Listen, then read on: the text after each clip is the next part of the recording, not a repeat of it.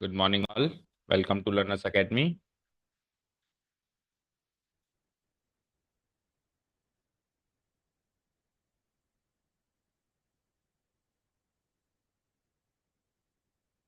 So, in exercise number 3.2, introductory part, we have covered almost each and every aspect except the most important topic, which is multiplication of matrices. इस मान के चलो कल जो introduction किया वो 50% था और 50% ये है, बिकॉज ये क्रूशियल था इसलिए इसको अलग से ले रहे हैं, राइट?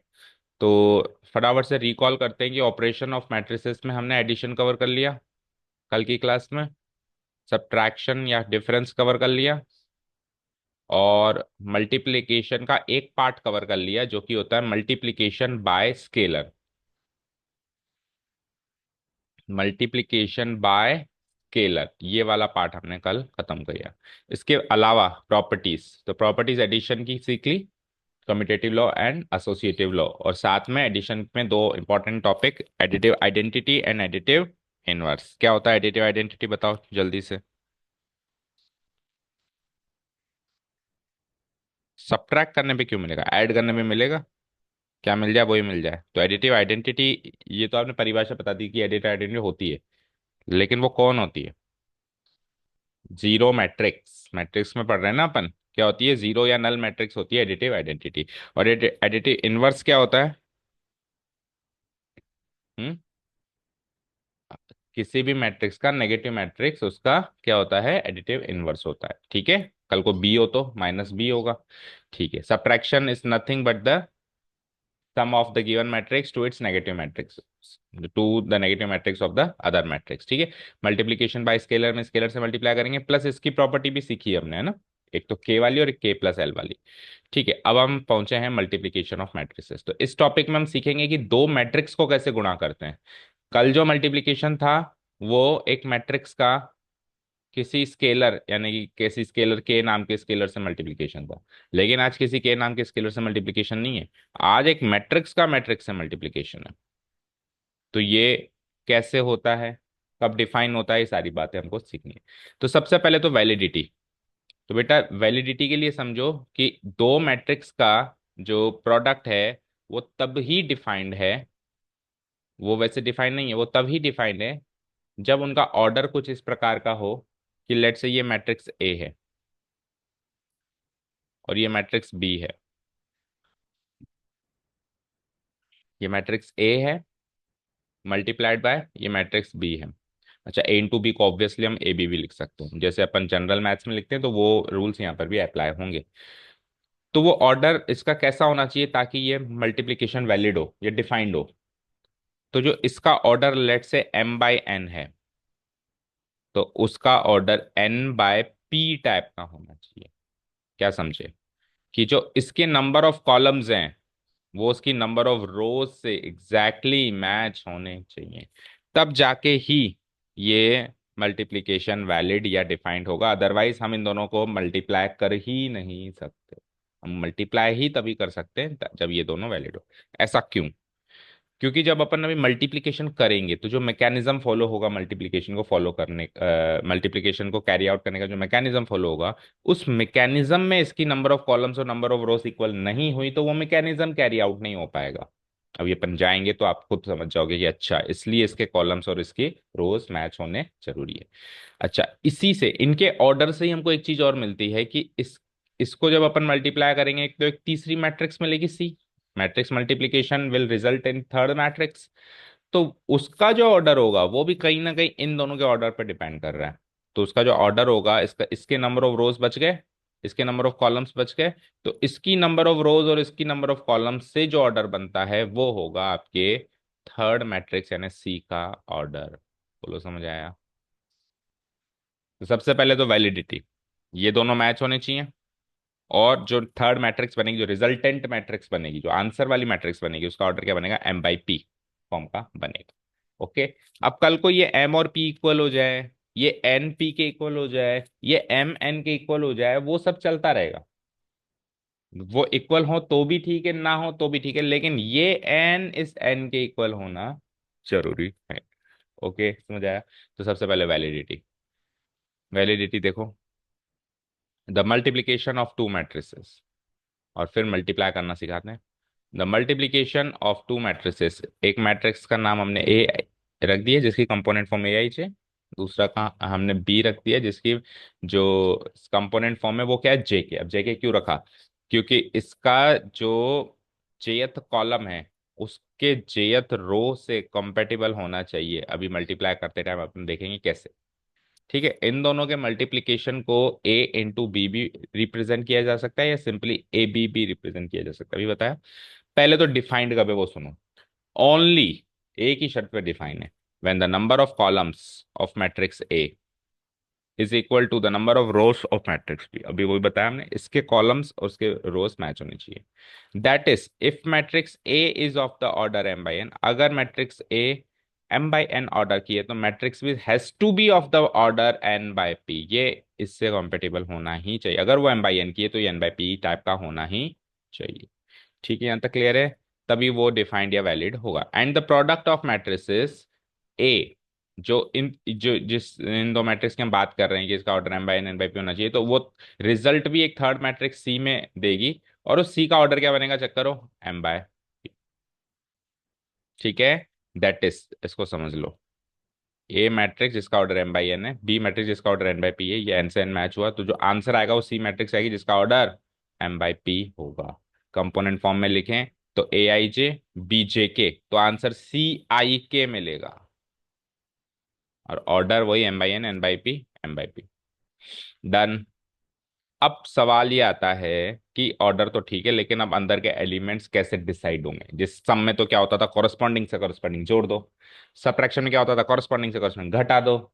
स्केलर में क्या होता था, सबसे गुणा कर दो। तो इसमें ये सी वाला एलिमेंट कैसे मिलेगा, क्योंकि ऑर्डर तो बदल रहा है, फाइनल मैट्रिक्स का ऑर्डर तो बदल रहा है। अगर ऐसा होता कि ये भी 2/3 है और मान लो ये भी 2/3 है, मान लो ऑर्डर सेम रखना होता, तो फिर हमको पता है कि इनका गुणा क्या होता, वो भी 2/3 होता, और फिर वो ही करना पड़ता, 1 to 1 सबसे गुणा करना पड़ता, कॉरस्पॉन्डिंग एलिमेंट्स का प्रोडक्ट कर देते।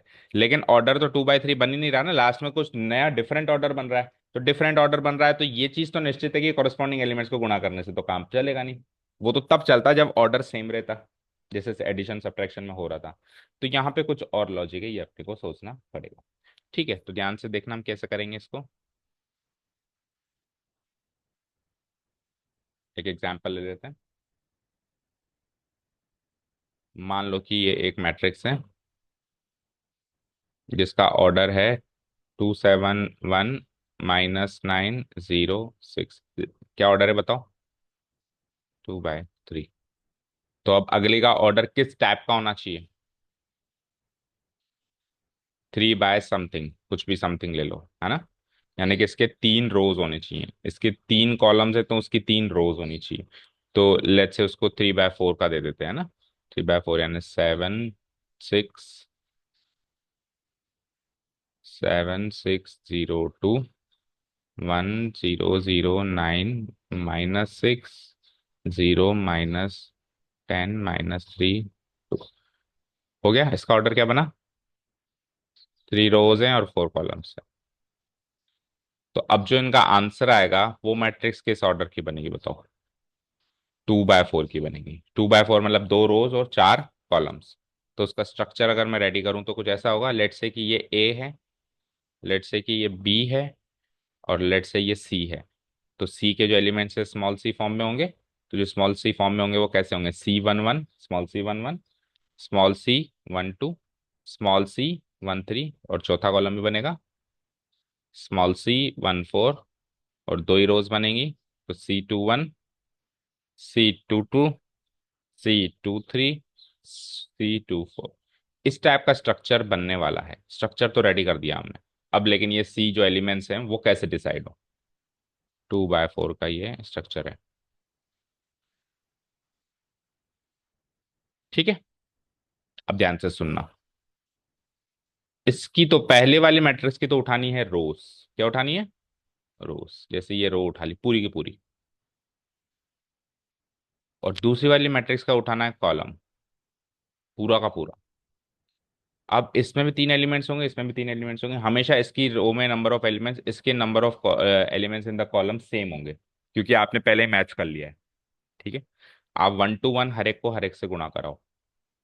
2 × 7, 7 × 1, और 1 × -6 गुणा करा के जोड़ दो, और जो आंसर आएगा वो यहाँ पे प्लेस किया जाएगा।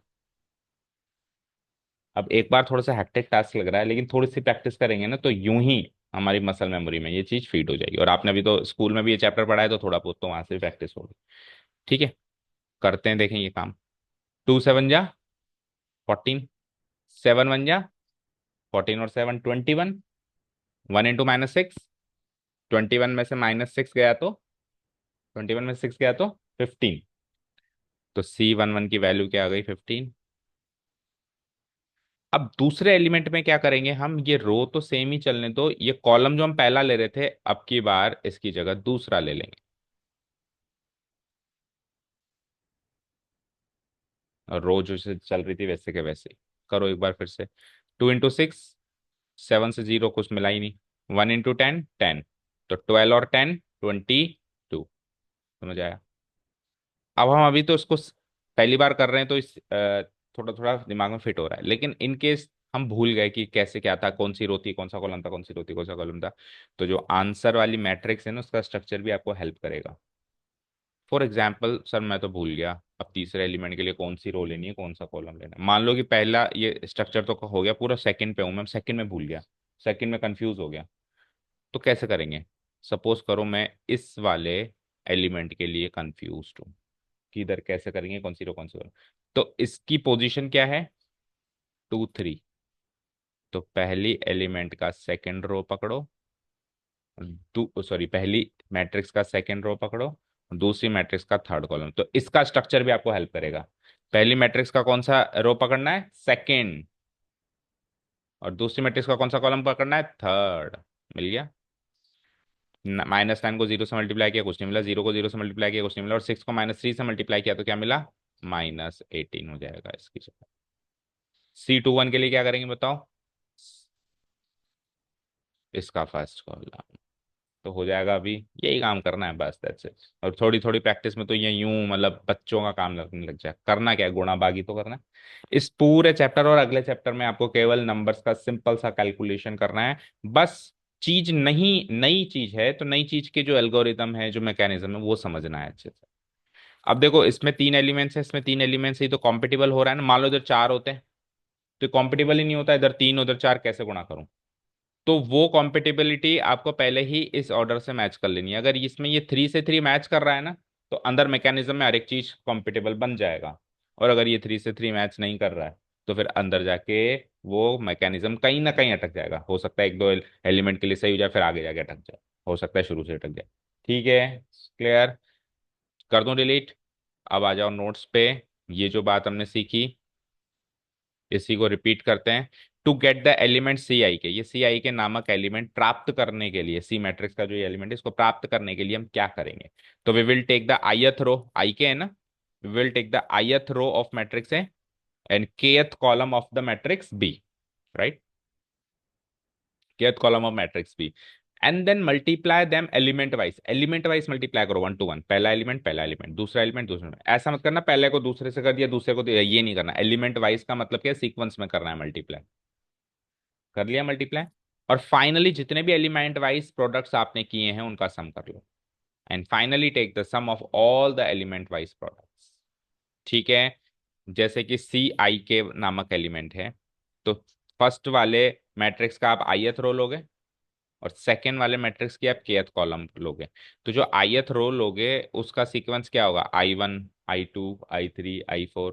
और जो kth कॉलम लोगे दूसरी मैट्रिक्स का, बी वाली का, उसके जो एलिमेंट्स होंगे वो कैसे होंगे? 1k, 2k, 3k, kth column है।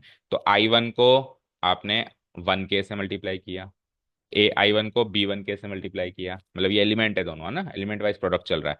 फिर AI2 को B2k से मल्टीप्लाई किया। ऐसे करते करते करते करते डॉट डॉट डॉट है क्योंकि कितने एलिमेंट्स हमको पता नहीं है। लास्ट क्या बनेगा? IN। और इधर क्या बनेगा? NK। ठीक है ना? nth नंबर ऑफ, क्योंकि हमने M/N और N/P किया था, तो जब तक ये लास्ट कॉलम नहीं जाएगा INth, और इधर nth रो यानी लास्ट रो नहीं जाएगी, तब तक मल्टीप्लाई करे जाओ। और फाइनली सबका क्या कर दो आप? सम कर दो, सम कर दो, सम कर दो।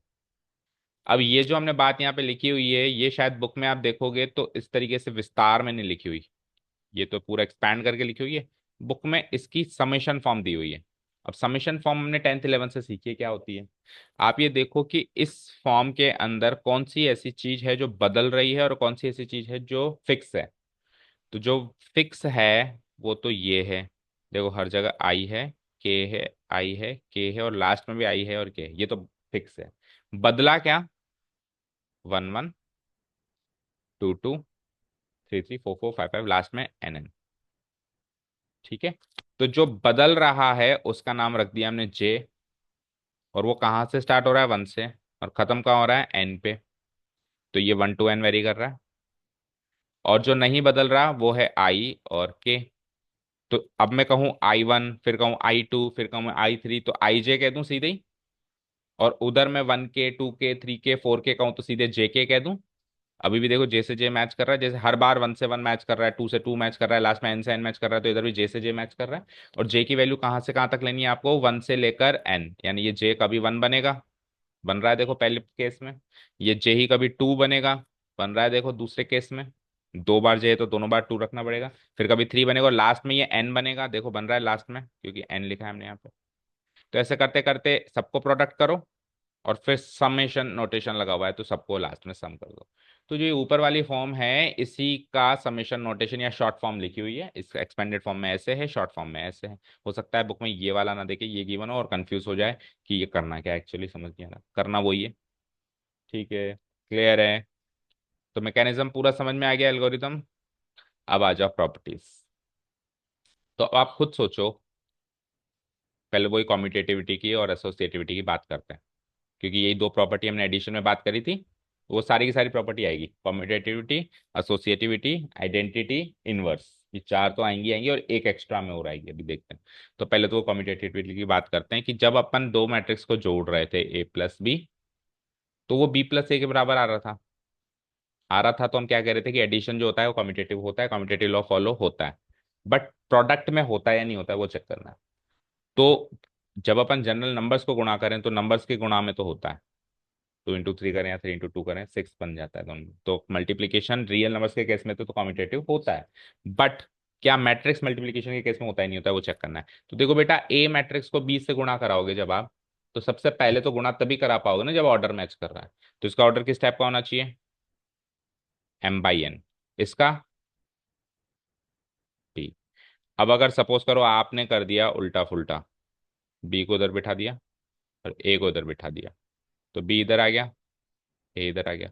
तो बी का ऑर्डर तो वही रहेगा ना जो पहले था, N/P का N/P रहेगा। और ए का ऑर्डर तो वही था ना जो पहले था, तो M/N का M/N रहेगा। तो बताओ इसका ऑर्डर कॉम्पिटिबल हुआ क्या प्रोडक्ट होने के लिए। पहली चीज तो ये है कि जैसे ही आप कॉम्यूटेटिव फॉर्म में मल्टीप्लिकेशन प्रोसेस कैरी आउट करोगे तो हो सकता है कि जो उल्टा फुल्टा करके आपने प्रोडक्ट बनाया वो प्रोडक्ट ही डिफाइन ना हो सकता है। पर यह भी हो सकता है कि डिफाइन हो जाए।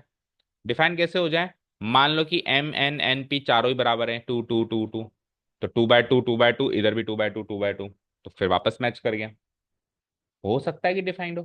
भाई P डिफाइन कब होगा, जब P और M की वैल्यू इक्वल होगी।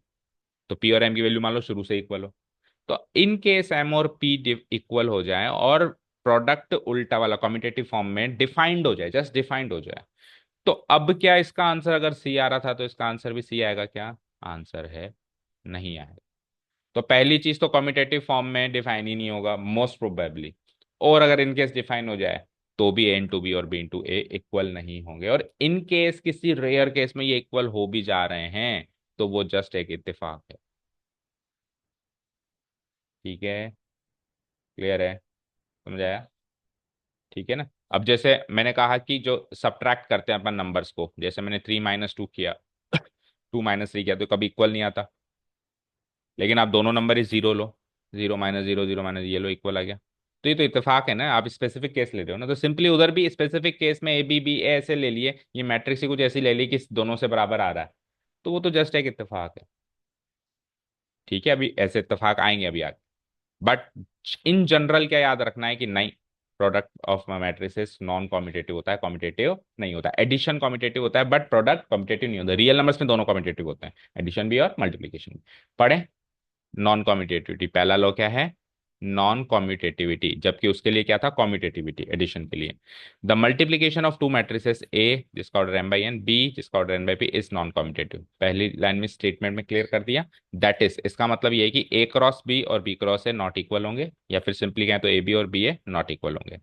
फर्स्ट ऑफ ऑल, अब आगे की कहानी है कि first of all the multiplication B A, जो सेकंड टाइप का मल्टीप्लीकेशन है बी ए, ये डिफाइन ही नहीं होगा, बिकॉज इसके नंबर ऑफ कॉलम्स जो हैं बी के, वो ए के नंबर ऑफ रोज से मैच करेंगे ही नहीं, है ना, because the number of columns of matrix B, that is P, number of columns of matrix B तो पी है, is not equal to the number of rows of matrix है, that is M. तो P M के equal है ही नहीं, दो अलग अलग नंबर ही हैं। But in case by any means, किसी भी जरिए से अगर ये बराबर हो भी जाए, number of columns of matrix B is equal to number of rows of matrix that is P equal to M हो भी जाए, किसी भी जरिए से, किसी भी रेयर केस में हो भी जाए, और प्रोडक्ट ए बी के साथ साथ बी ए दोनों डिफाइन हो जाए, भाई ए बी तो पहले डिफाइन था लेकिन बी ए भी डिफाइन हो गया आज की तारीख में, क्योंकि पी और एम बराबर हो गए, देन ऑल्सो फिर भी आप नहीं कह सकते कि वो कॉम्यूटेटिव है। इट डज नॉट इम्प्लाई, इसका मतलब ये नहीं हो गया कि product A B equal to product B A कर दो आप, केवल डिफाइन होने से मत कर देना कि ए बी बी ए के इक्वल, ठीक है, फिर भी आप उसको नॉन कम्यूटेटिव मानो। जो बात हमने अभी सीखी एग्जाम्पल के थ्रू, वही इधर हमने अप्लाई करी। तो पहला लॉ क्लियर हो गया, नॉन कम्यूटेटिविटी। सेकेंड लॉ पे आइए, अब एसोसिएटिविटी उधर पास थी एडिशन में, तो प्रोडक्ट में पास होगी क्या, जैसे कम्यूटेटिविटी वहां पास थी, तो यहाँ आके फेल हो गई, है ना। तो एसोसिएटिविटी वहां पास थी, है ना, एसोसिएटिविटी थी क्या, ये तो याद है क्या आपको, मतलब क्या था उसका, एडिशन का। तीन मैट्रिक्स में पहले इन दो को कर लो या पहले इन दो को कर लो, वो दोनों से सेम रिजल्ट आता था। तो इधर प्रोडक्ट में क्या होगा, सोच के बताओ।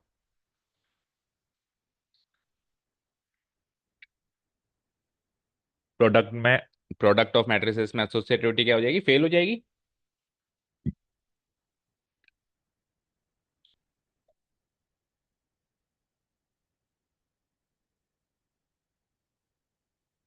नहीं होगी, पास हो जाएगी, ठीक है।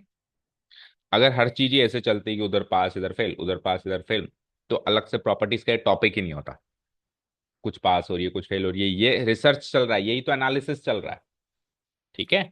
तो एसोसिएटिविटी पास हो जाएगी। नॉन नहीं लिखा हुआ वहां पे, नॉन लिखा हुआ था, नॉन कम्यूटेटिविटी, लेकिन यहाँ पे ऐसे नहीं लिखा हुआ नॉन एसोसिएटिविटी। क्या कहता है, द मल्टीप्लीकेशन, और इसमें मिनिमम थ्री मैट्रिसेस चाहिए एसोसिएटिविटी को चेक करने के लिए। The multiplication of three matrices A I J, B B J K, और अब देखो सी क्या लिया है, के एल, क्योंकि जब आप ए को, बी को और सी को गुणा कर रहे हो, तो इसके नंबर ऑफ रोज, इसके नंबर ऑफ कॉलम्स इसके नंबर ऑफ रोज से मैच करने चाहिए, एम बाई एन, तो ये क्या बन गया, एन बाई पी। और अब इसके नंबर ऑफ कॉलम्स उसकी नंबर ऑफ रोज से मैच करनी चाहिए, तो पी है तो पी से पी मैच करके हमने क्या कर दिया, पी बाई क्यू। तो ये इससे मैच कर रहा है, ये इससे मैच कर रहा है। अब फाइनली जो डी आंसर मिलेगा उसका ऑर्डर पता है क्या होगा, एम बाई क्यू। समझ आया, क्लियर। तो सबसे पहले तो आपको ऑर्डर कुछ ऐसा लेना पड़ेगा तीन मैट्रिसेस का कि वो डिफाइंड हो। एसोसिएटिविटी लॉ लगेगा या नहीं लगेगा तो बात की बात है, अगर आपने ऑर्डर ही सेम नहीं लिया, मतलब कॉम्पेटिबल नहीं लिया, तो आप एसोसिएटिविटी फिर फेल कर रहे हो, तो इसका मतलब ये नहीं कि वो फेल है, ये तो आप जबरदस्ती फेल कर रहे हो उसको, ठीक है भाई। बच्चे को आपने एग्जाम में बिठाना है, तो अब आप उसको क्वेश्चन पेपर ही नहीं दे रहे हो कि नहीं तू तो ऐसे ही पास होकर दिखा दे, तो वो उसका फेल होना नहीं है ना। तो क्वेश्चन पेपर देने का मतलब है आप इनका ऑर्डर कॉम्पेटिबल रखो, और फिर आप चेक करो, तो अब ये पास होगा, ठीक है, क्लियर है। Follows the associative law, follows the associative law such that, आप ए को बी से गुणा करके जो आंसर है उसको सी से गुणा करो, या आप ए को बी और सी के प्रोडक्ट से गुणा करो, पहले बी और सी का प्रोडक्ट कर लो और फिर ए को उस प्रोडक्ट से गुणा करो, आपको दोनों तरफ से इक्वल आंसर मिलेगा। इधर से भी वही डी मैट्रिक्स मिलेगी और इधर से भी डी मैट्रिक्स मिलेगी, उसके ऑर्डर भी सेम होगा, उसके एलिमेंट्स भी सेम ही मिलेंगे आपको। Whenever the orders of the matrices A B, और आ गई ना बात कि ए बी सी के ऑर्डर्स जब जब सही होंगे तब तब ये फॉलो होगा। मान लो ऑर्डर ही आपने सही नहीं रखे, तो फिर ऑब्वियस बात है डिफाइन ही नहीं होगा, तो कैसे सही होगा। Are such that there multiplication is defined on both sides of the equality, उनके ऑर्डर्स कुछ ऐसे होने चाहिए कि मल्टीप्लीकेशन डिफाइंड हो बोथ साइड्स ऑफ इक्वालिटी, मतलब इस साइड भी डिफाइन हो, इक्वालिटी के दोनों साइड्स वो डिफाइन हो, दैट मीन्स इक्वालिटी की दो साइड्स हैं ये तो दोनों साइड्स ऑर्डर डिफाइन हो, इस तरीके से आपने एबीसी के ऑर्डर लिए हुए हो, तो एसोसिएटिविटी हो जाएगी हमारी पास। क्लियर, हो गई दो चीजें। अब मैंने क्या कहा था कि एक्स्ट्रा है, तो वो एक्स्ट्रा तीसरे नंबर पे, फिर चौथा पांचवा वही है आइडेंटिटी और इनवर्स। तो डिस्ट्रीब्यूटिविटी सर उधर क्यों नहीं आया, क्योंकि डिस्ट्रीब्यूटिविटी जो लॉ है डिस्ट्रीब्यूटिविटी, ये एडिशन और मल्टीप्लीकेशन का कॉम्बो पैक है। तो उस टाइम तक मल्टीप्लीकेशन सीखा ही नहीं था, इसलिए वो आया नहीं। अब एडिशन सीख लिया और मल्टीप्लीकेशन भी सीख लिया, तो अब ये आएगा। ये क्या कहता है, डिस्ट्रीब्यूट कर दो, बांट दो। कैसे बांट दे हम, रियल नंबर्स में क्या करते हैं पहले सोचो।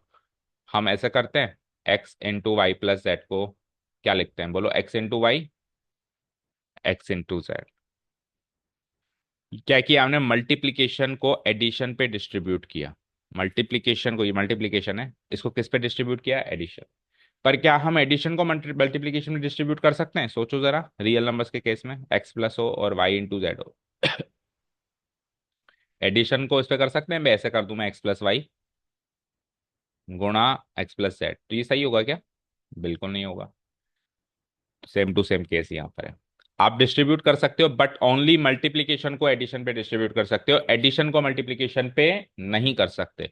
The multiplication process of matrices follows the distributive law over addition, addition के ऊपर, सच दैट आपने अगर A into B plus C किया है तो आप ए इंटू बी मैट्रिक्स को जैसे रखो और ए इंटू सी मैट्रिक्स ऐसे रखो और फिर दोनों को जोड़ दो। और जरूरी नहीं है कि आप जिसको डिस्ट्रीब्यूट कर रहे हो वो मैट्रिक्स शुरू में रखी हुई है, वो एडिशन के बाद में भी रखी हुई हो सकती है, तो भी वो as it is A into C हो जाएगा और बी इंटू सी हो जाएगा।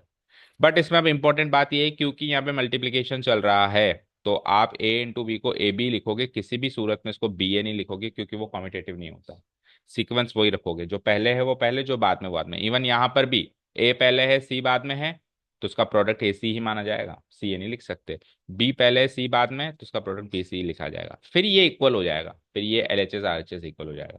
भाई हमने कुछ भी उल्टा कर दिया, बी सी को सी बी लिख दिया, ए सी को सी लिख दिया, तो फिर ऑब्वियसली इक्वल। उल्टा गया फिर तो डिफाइन ही नहीं होगा कई केसेस में।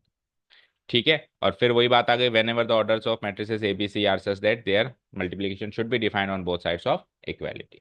डन, डिस्ट्रीब्यूटिव लॉ समझ में आया, such that they are given multiplication and addition, multiplication addition दोनों डिफाइन होने चाहिए, क्योंकि ए प्लस बी भी तभी डिफाइन होगा जब उनके ऑर्डर्स कुछ कॉम्पिटिबल हो। तो मल्टीप्लिकेशन एडिशन दोनों बोथ साइड्स ऑफ इक्वालिटी में डिफाइन होने चाहिए। चलें आखिरी दो चीजों पे, मल्टीप्लिकेटिव आइडेंटिटी। अब इसको बिल्कुल एडिटिव आइडेंटिटी की तरह सीखो।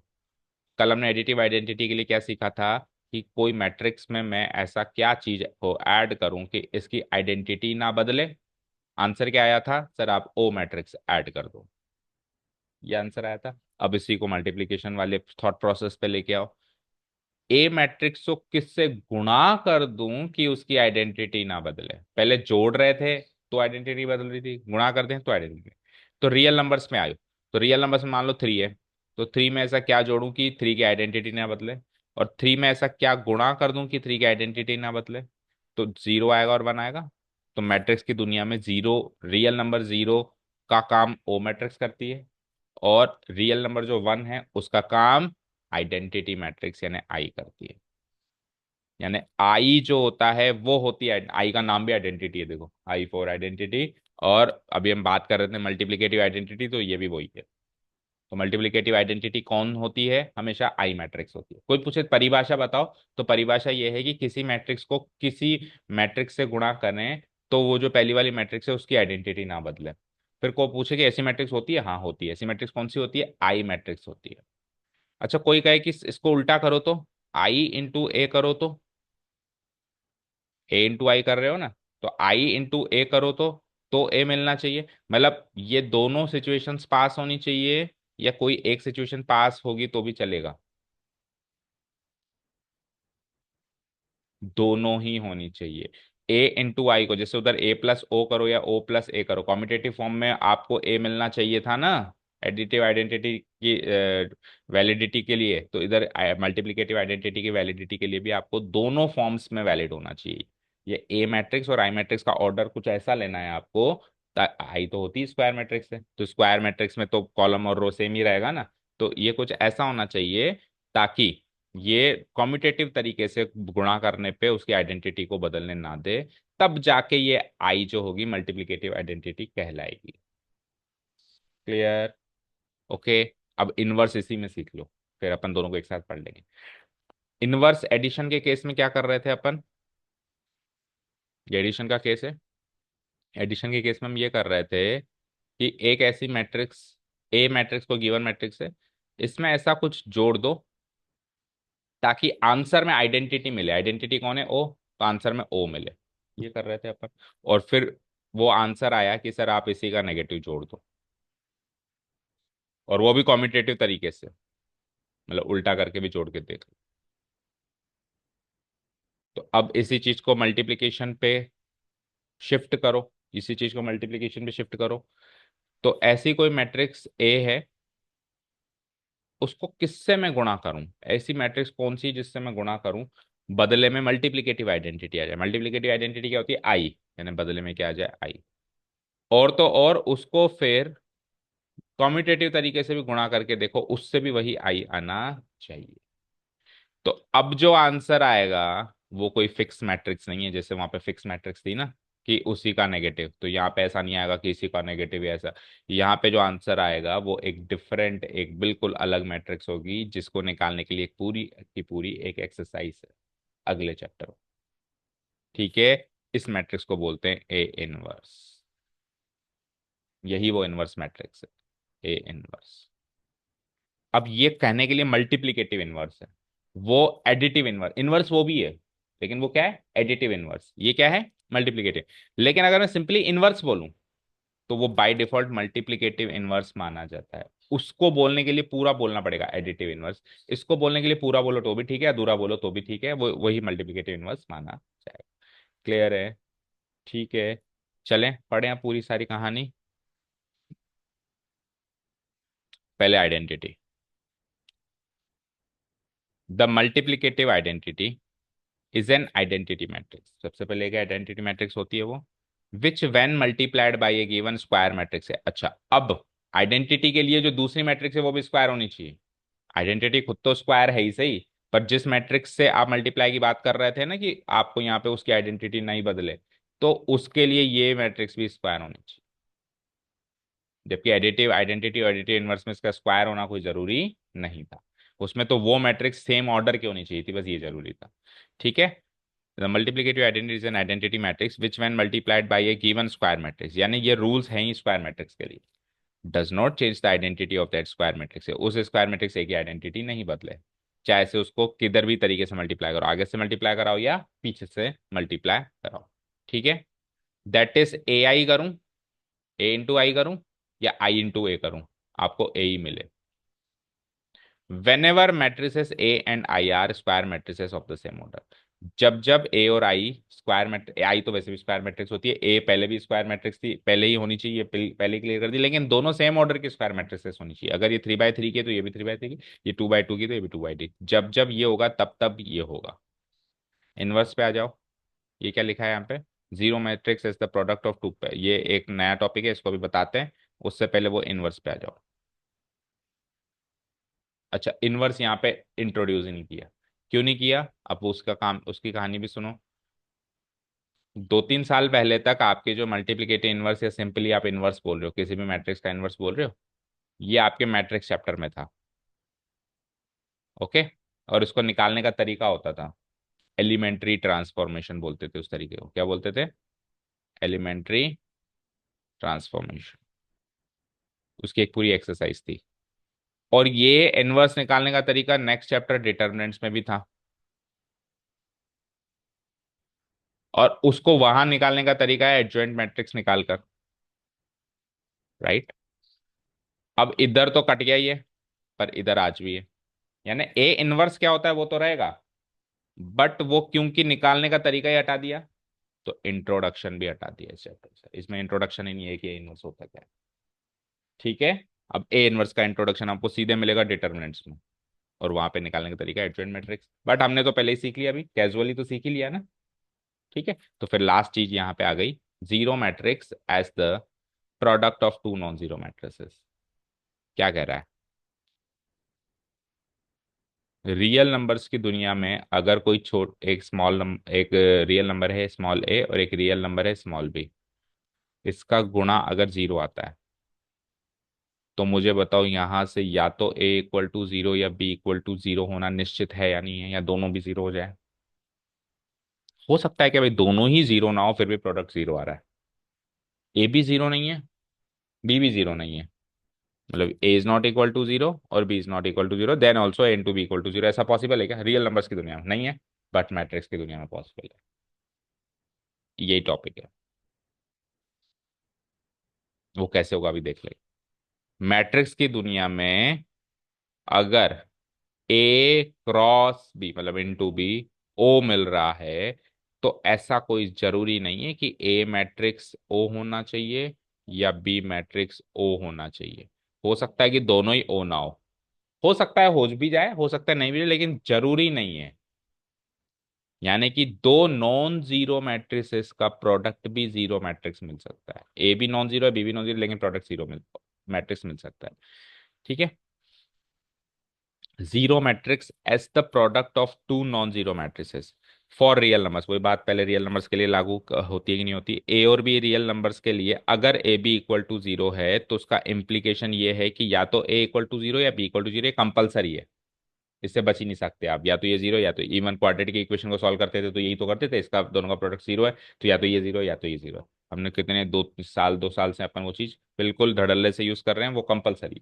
But it is not necessarily true in case of matrices. It's not necessarily true for matrices, necessarily true नहीं है। यानी कि हो जाए कभी तो कोई बड़ी बात नहीं है, लेकिन नेसेसरी आवश्यकता अनुसार वो ट्रू होना चाहिए ऐसा कोई जरूरी नहीं है। दैट इज क्या मतलब, कहना क्या चाहते हैं, कहना ये चाहते हैं कि अगर हमारे पास दो नॉन जीरो मैट्रिसेस हैं जो दोनों ही ओ नहीं है, तो उनका प्रोडक्ट भी जीरो मैट्रिक्स हो सकता है। कैन ऑल्सो भी, होगा ही होगा ऐसा नहीं कह रहे, हो सकता है। That is if A and B are two non-zero matrices, then also AB equal to O is possible। ये दोनों नॉन जीरो है पर फिर भी ए बी का वैल्यू ओ मिल जाए, इंटू बी की वैल्यू ओ मिल जाए, ऐसा पॉसिबल है। समझ आया? क्लियर है? ठीक है। तो ये हो जाता है हमारा मैट्रिक्स मल्टीप्लिकेशन ओवर, यानी कि 3.2 का टोटल इंट्रोडक्शन हो चुका है। अब ये 3.3 के इंट्रोडक्टरी टॉपिक हैं, transpose of A matrix adjoint जो भी है। ठीक है। तो हमारे पास टोटल कितनी एक्सरसाइज है इस चैप्टर में? 4 हैं। तो 3.2 कल स्टार्ट करेंगे, 3.2 में ही गुणा भाग करना है। 3.3 ये ट्रांसपोज वाली हो जाएगी और 3.4 फिर शायद हमारी वो है जिसमें वर्ड प्रॉब्लम्स है। एरिया ऑफ ट्राइंगल वो डिटर्मिनेंट्स में यहाँ पे अब मेरे हिसाब से वर्ड प्रॉब्लम्स आएगी चौथी एक्सरसाइज, देखते हैं। ठीक है। तो कल से क्या वर्ड प्रॉब्लम्स कट गई, तो फिर चौथी एक्सरसाइज बची कौन सी, चलो देखते हैं। कल से स्टार्ट करो। Thank you so much for listening to us, have a nice day, keep learning.